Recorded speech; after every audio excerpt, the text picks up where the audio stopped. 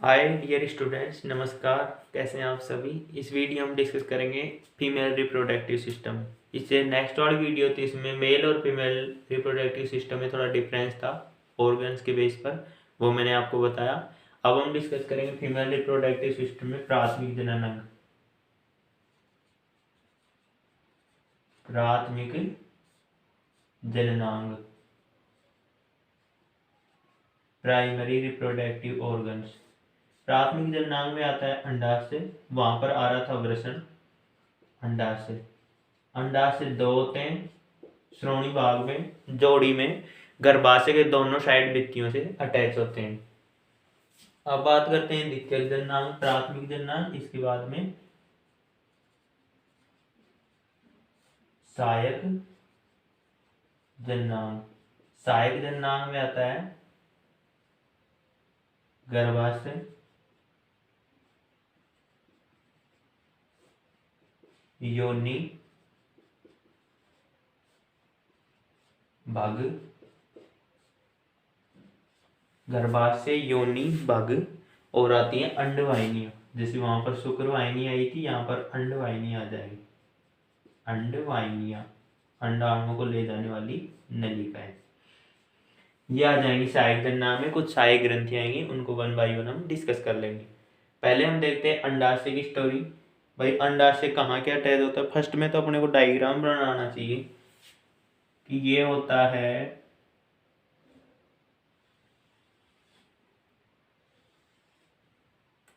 ये अंडवाहिनी है, और ये फिब्री नामक संरचना, ये बन रहा है गर्भाशय, ये हो जाएगा गर्भाशय, और ये हो जाएगा बगसेप, ये हो जाएगा ये बगसेप।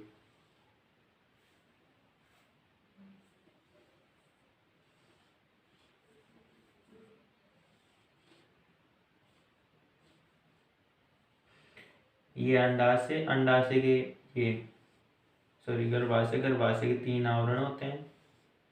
ये अंडवाहिनियां खुलती हैं इसी के अंदर आके, और ये अंडवाहिनियां आगे इस तरह से अटैच हो जाती हैं, इस तरह से।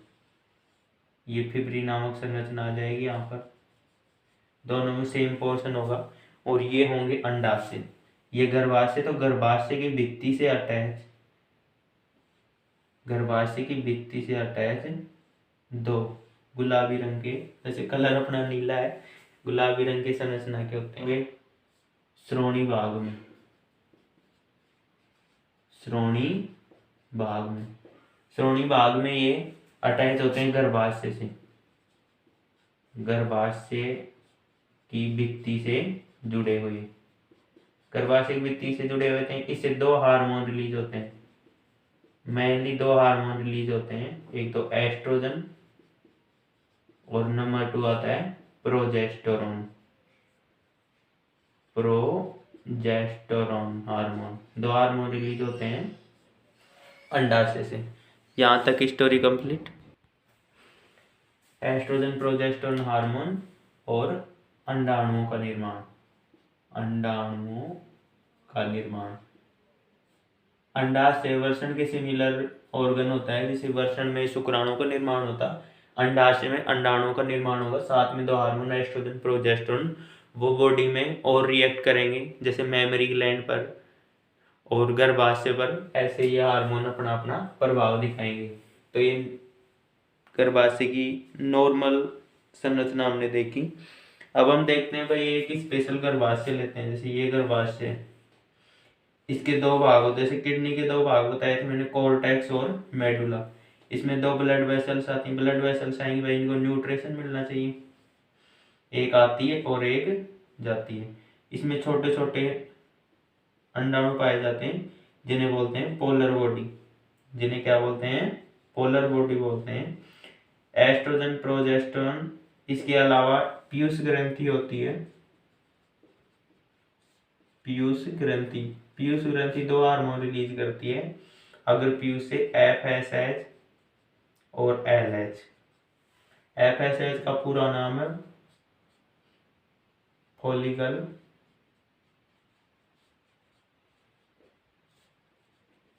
Stimulating hormone, follicle stimulating hormone. और दूसरा LH, LH होता है ल्यूटिनाइजिंग हार्मोन। ये दोनों के दोनों हार्मोन ब्लड में रिलीज करती है FSH LH, और ये ब्लड के द्वारा संपूर्ण बॉडी में घूमेंगे। गर्भाशय में, अंडाशय में, गर्भाशय में आए तो गर्भाशय में होगा अंडाणु का निर्माण, अंडाणु का निर्माण होगा, एक मुख्य अंडाणु मैच्योर होगा, वो ही रिलीज होगा। इसे हम बोलते हैं अंडोत्सर्ग प्रावस्था। ये प्रावस्था इसके अंदर चलती रहती है। इसका जो बाहरी भाग है उसे बोलते हैं हम ये वलकुट, वलकुट, और मध्य भाग को बोलते हैं मध्यांश।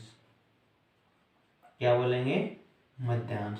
यहाँ तक आपने देखा, पीयूष ग्रंथि दो हार्मोन रिलीज करती है, FSH LH ब्लड में रिलीज होंगे, अपना प्रभाव दिखाएंगे अंडाशय पर मेनली, वलकुट मध्यांश, इसके दो भाग मैंने बताए आपको।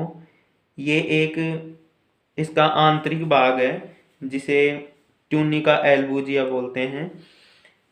ये घनाकार कोशिकाओं से निर्मित होता है। ये भाग इसे बोलते हैं ट्यूनिका एल्बूजिया, अंडाशय का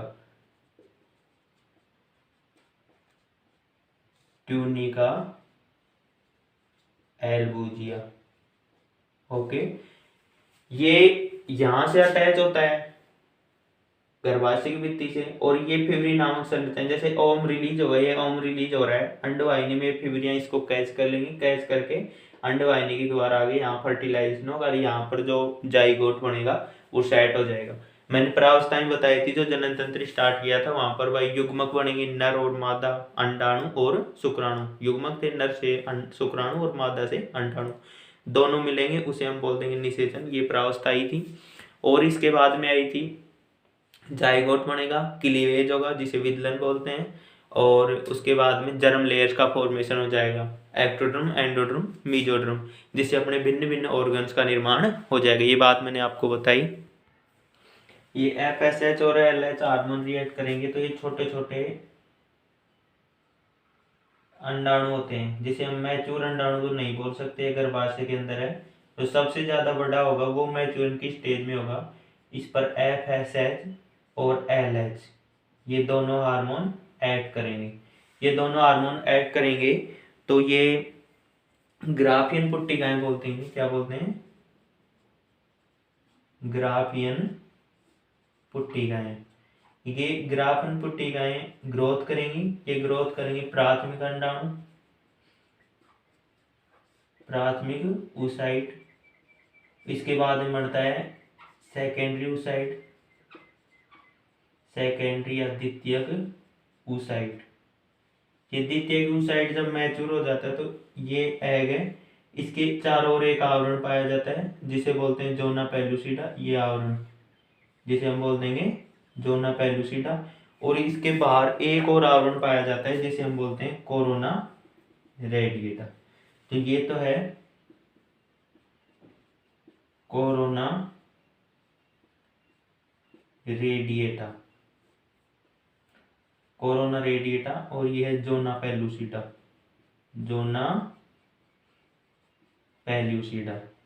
ओके, अंदर वाला तो है जोना पेलुसिडा, बाहर वाला है कोरोना रेडिएटा। ये कब बन रहे हैं? जब FSH हार्मोन ये अंडाशय इस पर एक्ट कर रहे हैं, अपना प्रभाव दिखा रहे हैं। ये ग्राफियन पुट्टिकाएं वृद्धि करेंगी। पहले बनेगा प्राथमिक oocyte, फिर बनेगा सेकेंडरी oocyte, सेकेंडरी oocyte बन जाएगा, तब इस पर ये आवरण बन जाएगा, यानी ये मैच्योर अवस्था में आ जाएगा। फिर ये रिलीज होगा। रिलीज करवाने के लिए मेन रोल होगा LH हार्मोन का। किसका होगा? LH हार्मोन का। ये ओवर रिलीज हो गया, ये देखो, ये ओवर रिलीज हो गया, इस पर ये दोनों के दोनों आवरण होंगे, और ये रिलीज होकर अंडवाहिनी में आ जाएगा, रिलीज होकर अंडवाहिनी में आ जाएगी। जब अंडवाहिनी पढ़ेंगे तो इसकी स्टोरी वहां पर आएंगी। पर देखिए, ये रिलीज हो गया तो ये खाली स्पेस है, जैसे ओवा तो रिलीज हो गया, अंडवाहिनी में आ गया, ये फिब्री नामक सेल्स पाई जाती है, ये कैच कर लेंगे ओवा को तो, और ये अंडवाहिनी में पहुंच जाएगा। अब इसके बाद हम देखिए, जैसे ओवा को हमने रिलीज कर दिया, ये रिलीज हो गया, अब ये खाली स्थान, ये खाली स्थान ये पीले रंग के द्रव से भर जाएगा, पीला रंग का द्रव, और ये पीले रंग का द्रव आगे बढ़कर एक ग्रंथि का काम करेगा, ग्रंथि का। ये ग्राफियन पुटक है, ये रिलीज हुआ, जैसे अंडाणु रिलीज हुआ खाली स्थान, ये पीले रंग के द्रव में कन्वर्ट हो गया। पीले रंग के द्रव में कन्वर्ट होने के बाद ये, जिसे बोलते हैं हम कार्पस ल्यूटियम, क्या बोलेंगे, कार्पस ल्यूटियम।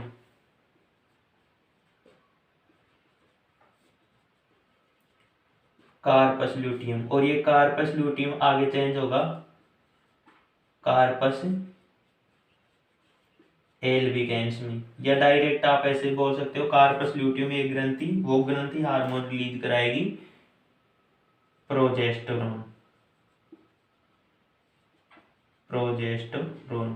तो एक हार्मोन की स्टोरी हमने देख ली प्रोजेस्टेरोन की, और एस्ट्रोजन हार्मोन रिलीज करवा देता है, जैसे ये अंडाणु इनकी वृद्धि हो रही है यहीं से ही रिलीज हो जाता है एस्ट्रोजन, एस्ट्रोजन। तो ये दोनों हार्मोन रिलीज होते हैं, अपना अपना एक्ट दर्शाते रहते हैं, और मेन रोल होता है पीयूष ग्रंथि। पीयूष ग्रंथि एफएसएचएल है जो हार्मोन रिलीज करेगी अंडाशय पर, अंडाशय में ग्राफियन पुट्टिकाएं वृद्धि करेगी, ये वृद्धि करेंगी तो प्राथमिक oocyte बनेगा, फिर सेकेंडरी oocyte, सेकेंडरी oocyte बन जाएगा तो इसमें ये आवरण बन जाएंगे, जिसे अंदर वाला जोनो पेलुसिटा, बाहर वाला कोरोना रेडिएटा। अब यहाँ से रिलीज हो रहा है ये फिब्री नामक सेल्स, इसको कैच कर लेंगी। जो स्टोरी आएगी वो अंडवाहिनी में हम डिस्कस कर लेंगे। पर देखिए यहाँ पर जो खाली स्थान बचा था वो एक पीले रंग की ग्रंथि में, जिसे आप कार्पस ल्यूटियम बोल सकते हैं या कार्पस एल्बिगेंस। कार्पस ल्यूटियम आगे जाकर प्रोजेस्टेरोन हार्मोन रिलीज करवा देगा, और एस्ट्रोजन हार्मोन रिलीज हो रहा है, जैसे इनकी वृद्धि हो रही है ना, तो यहीं से एस्ट्रोजन हार्मोन रिलीज हो रहा है। ये अंडाशय की स्टोरी होती है। ये सारा का सारा सिस्टम होता है 28 दिन का, जिसे हम बोलते हैं मेंस्ट्रुअल साइकिल या मासिक चक्र, मासिक चक्र। इसके बारे में डीपली आगे से डिस्कस करेंगे, आगे एक चैप्टर आएगा, अगर आपके वो है तो उसमें देखेंगे, डिस्कस करेंगे। पर आप इतना ही देख लीजिए कि भाई ये 28 दिन का होता है ये सिस्टम, 1 से 28 दिन का, 1 से 28 दिन का। 14वें दिन क्या होता है कि अंडा रिलीज होता है, जैसे गर्भाशय था, ओ अंडाशय था, इसे अंडा रिलीज हो गया। ये अंडा रिलीज हो गया, अंडा तो पहुंच जाएगा अंडवाहिनी में, और जैसे जैसे ये ग्रंथि पीले रंग की थी ये बढ़ती जाएगी और ये बनाएगी प्रोजेस्टेरोन हार्मोन, प्रोजेस्टेरोन हार्मोन। और यहाँ से ये थे ग्राफियन पुट्टिका, ये वृद्धि कर रही थी, ये वृद्धि करते करते हार्मोन रिलीज करवा देगी एस्ट्रोजन। कौन सा हार्मोन, एस्ट्रोजन। ये 14वें दिन होता है अंडोत्सर्ग, ये 1 से 28 दिन की प्रावस्था होती है, बार बार आती रहती है, बार बार आती है प्रावस्था, उसे हम चक्र बोलते हैं, इसलिए इसको बोलते हैं मासिक चक्र या मेंस्ट्रुअल साइकिल। ये स्टोरी आती है अंडाशय में। अब हम देखते हैं अंडवाहिनी। डियर स्टूडेंट्स, ये आपको क्लियर हुआ होगा, अगर कुछ डाउट्स हैं तो आप पूछ सकते हैं कमेंट्स में। अब हम देख लेते हैं अंडवाहिनी, छोटा सा है, वैसे इस लेक्चर को ज़्यादा लंबा नहीं करना, इसको 2-3 पार्ट में क्लियर करवाऊंगा, 2 होंगे या 3 हो सकते हैं। अंडवाहिनियों में आप देखिए कि अंडवाहिनियाँ 2 होती हैं, 20 सेंटीमीटर लॉन्ग, 20 सेंटीमीटर इसकी लंबाई होती है। ये जुड़ी होती हैं गर्भाशय से और अंडाशय, और अंडाशय में होता है कीपक, कीपक, और ये इधर अटैच होती हैं गर्भाशय से। देखिए ये कीपक है और ये अटैच होती हैं गर्भाशय से। इधर भी देखिए कीपक, जैसे हम फिबरी बोलते हैं या कीपक, कीपक, कीप पकड़ने का या छानने का काम बोल सकते हैं, कीपक या फिबरी, फिबरी नामक संरचना। अंडवाहिनियों के 2 नाम है, अंडवाहिनियां, इनका घर का नाम है डिंब वाहिनियां, डिंब वाहिनियां, और एक नाम है फैलोपियन नलिका, फैलोपियन नलिका। ये 3 नाम है, तीनों के तीनों आपको याद करने, अंडवाहिनियां, डिंब वाहिनियां और फैलोपियन नलिका। यहाँ तक आपने पढ़ा। इसके बाद में हम देखते हैं कि भाई ये क्या क्या काम करती है। जैसे ये कुछ तो मुड़ी हुई होती है, ये कुछ तो मुड़ी हुई या कुंडलित होती है, फिब्री नामक संरचना पाई जाती है। ये काम करती है पोषण का। किसको पोषण देगी, अंडाणुओं को, पोषण अंडाणुओं को।